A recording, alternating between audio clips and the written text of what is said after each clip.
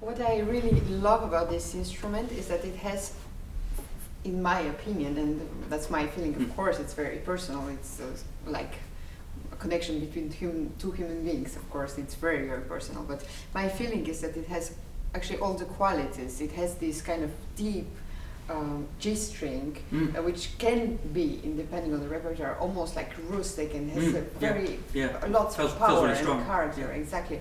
And then at the same time, you have this E string, very high up there, can be really golden, have this golden sound, which is actually more typical for Stradivarius instruments, while the rustic kind of deep sound is more typical for Guarneri del Gesso. So I find it to has all the qualities, and then the middle strings, actually the D and the A string, which are often like the weakest, we could say. It's definitely probably the best on this instrument. I think the D string is really the most beautiful D string I ever heard in my life. I'm not objective, but that's my feeling.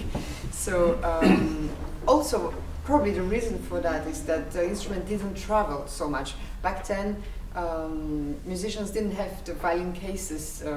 We have this kind of good quality violin cases. So the instruments were not as well protected. Also, we were not like just hop in the plane and in 3 hours we were where we are going. It was a bit more complicated.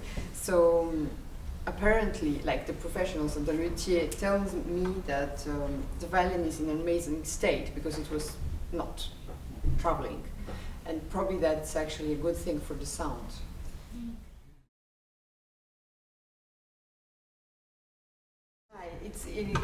It's like, in a way, it's very moving for me, and on the other hand, I find it a huge responsibility somehow to be the first one playing these concertos or pieces or whatever, sonatas on this on violin, and then also that you hear this instrument, the public, the people hear this instrument for the first time in their life in my hands. It feels, sometimes when I think about it, it's almost like, wow, it's too much.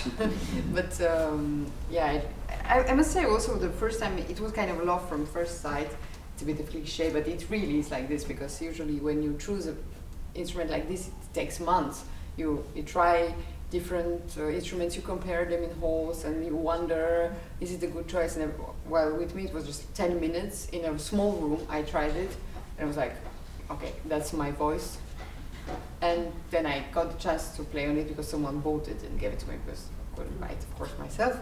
And then it ended up that it sounds great in a big hall as well. But it could have been also the opposite. It was just, it was a very strong connection somehow.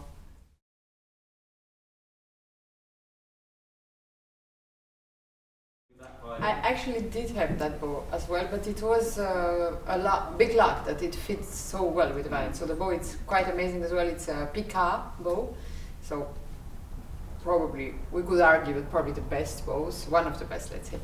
And it's a very good match with the violins. I did try other bows as well, so I was searching a bit. But it just works well, I find, and maybe also I'm used to it from before, so that helps. As I mean, of course, it was, I was saying, with the violin, it was a good match, and it worked very quickly, well, so to say, between us. But still, you need ears to adapt to a new instrument like this, and the instrument is changing with your playing, and you're also changing a lot, influenced by the instrument. I mean, I am changing a lot, so. Probably it felt also nice to have something in my hand which I know, kind of, and I can count on, let's say so. Really, that's a very good question, because usually we say that instruments that has not been played a lot, they don't sound. And it ends up, it's not that simple, because mainly in the first 100 years of the life of the instrument, that's the most important moment. That's the moment when, I'm talking about string instruments, and mainly violins. That's the moment when really the wood start to vibrate and adapt and whatever. I couldn't explain it well, but apparently that's really the moment you should play a lot on a violin. And so it was played, but it wasn't really like, actively as as a professional would, and not performed on stage and stuff. So I was expecting, when I heard this, I was expecting the sound would be quite closed, it needs time to wake up. And actually it wasn't the case. It was immediately really open, and I tried it and compared it later on with other Del Jesus, also with the Stradivarius, and actually it has a really huge sound. So it, surprisingly, it didn't need this time to wake up. But I think this is also linked to the fact that it's in a very good state. It hasn't been broken really nowhere, which is very rare for a 300 years old instrument.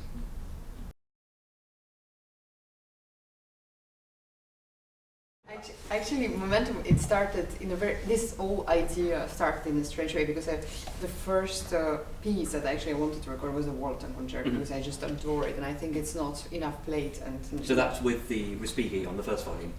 The idea in the beginning was to have the Walton and the Cornwall together, because they were both actually like only 5 or 6 years apart, composed 6 years apart, and both performed for the first time by Heifetz, and it seemed somehow right on the paper, but musically I wasn't convinced, and the more time was passing, even though the recording was already planned with the orchestra, I was like, oh, actually it just doesn't work.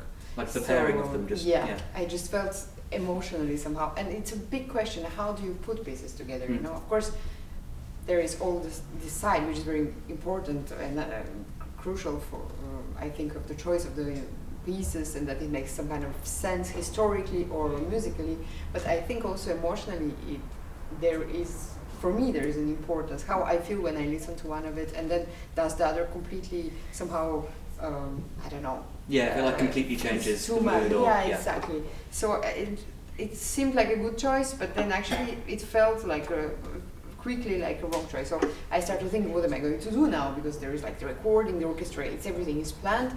So that's how I started looking, and it felt like momentum, because every little decision was bringing me to the next one. And but no third momentum plan for now. So